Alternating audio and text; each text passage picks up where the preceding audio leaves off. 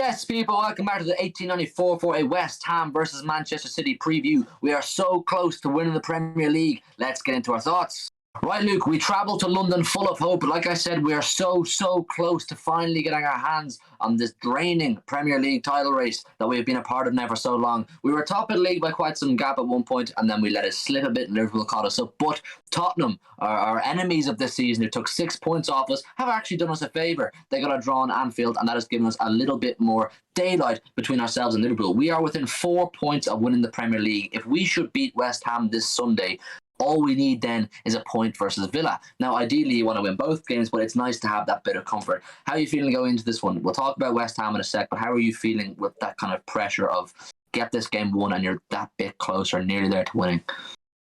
Yeah, it reminds me of the 18-19 season, obviously. I think that season was probably a lot more intense. I know it sounds crazy me saying that considering where Liverpool are, but I've always had this thought that I think the league would still be ours anyway. 18-19, I had no idea what was going to happen. It was so intense. Every week was a different level of game. Whereas now I'm starting to think Liverpool kind of know where this is going. But obviously they're getting wins where they can. They're getting ready for obviously tomorrow's cup final and then Champions League final. So I think obviously it's still important that we get the win on Sunday because West Ham are still going to be Europe League football. So it's going to be a really intense game. So I know Wolves obviously I'm surprised it was 5-1 really, but it could have been even 9-10. But West Ham will not be easy. It's probably our last big, tough game I reckon, because Villa probably won't be up for it. Well, we're probably more on the beach Villa on next Sunday. But West Ham will be a tough one, but I know the boys can do it definitely. I know the Wolves game was very much the Kevin De Bruyne show. He stole the headlines with, naturally his 4 goals. That's going to happen. But I did take a lot of happiness and a lot of joy from the overall team performance. I mean, I know Sterling could have scored a few more goals than he did, but the actual overall collective performance was fantastic, I thought, against Wolves. And they showed a great sense of grit and determination, which is what we wanted after we lost to Real Madrid a while ago in the Champions League final. We wanted our remaining Premier League games to just make a statement, and we've now won 3 games, I think, consecutively, or 4 games consecutively, something like that, by a margin of 3 goals, and that is a fantastic sign. That's something we can take a lot of joy from. Now, in terms of West Ham, our opposition this weekend, some of us were low-key hoping that they would qualify for the Europa League final, which would mean they would not probably put out a full-strength team against us this weekend because the Europa League final is going to be 3 days later.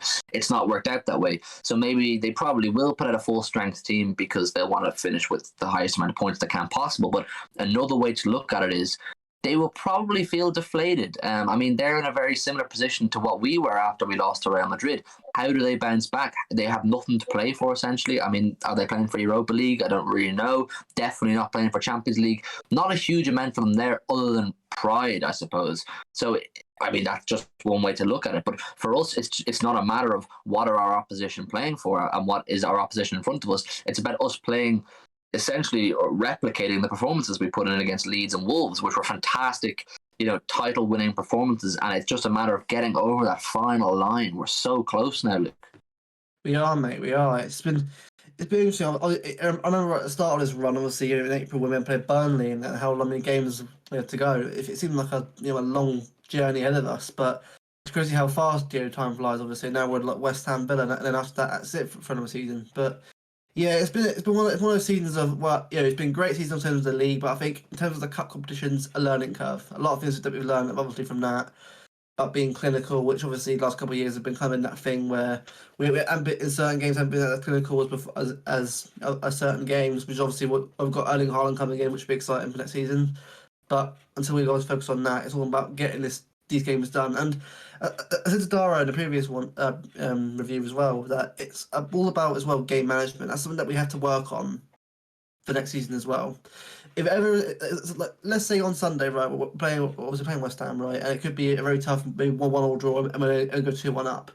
We have to learn to close games out if it's not going to go our way to get 3 or 4-1. Sometimes you just have to do that, and we kind of lost that art a while ago. I know against Atletico we sort of did that, but we have to try and regain that kind of skill because it's something that we definitely use if we're going to go further in competitions like the FA Cup and the Champions League. So, yeah, I think Sunday will definitely be one of those games that it's, as I said, so it's going to be difficult. West Ham they're definitely praying for Europa League if they can. I don't think they'll get it, but obviously if they beat us, then they have a good chance to. But I think we'll be alright on Sunday. Yeah, look, we're gonna put our you'll see our predicted starting 11 for this game up on screen now, and I think the main talking point, of course, is the defense. We have a huge amount of defensive woes right now. No Ruben Diaz, no Kyle Walker, no John Stones. The poor picked up a knock. Fernandinho picked up a knock, and people are talking about this, or people like to talk about this massive City squad with an endless selection of players. Well, we've come to the bottom of this endless selection of players, if you like, and we've been reduced to in our selection anyway. This is where we think it's going to go. We went with Rodri in centre half, which is something that we didn't really want to do, and I don't think Pep would want to do because Rodri has been so consistently good and important in that holding midfield role, and it will take away from our overall play not having him there if this is the direction Pep goes, and it's what I think will happen. Yeah, that is not to discredit whatsoever Gundogan, who we think will play Rodri's role given the circumstances, but Gundogan hasn't played that position for a long, long time, and he hasn't actually played a huge amount of football this season. Gundo, he's been good recently,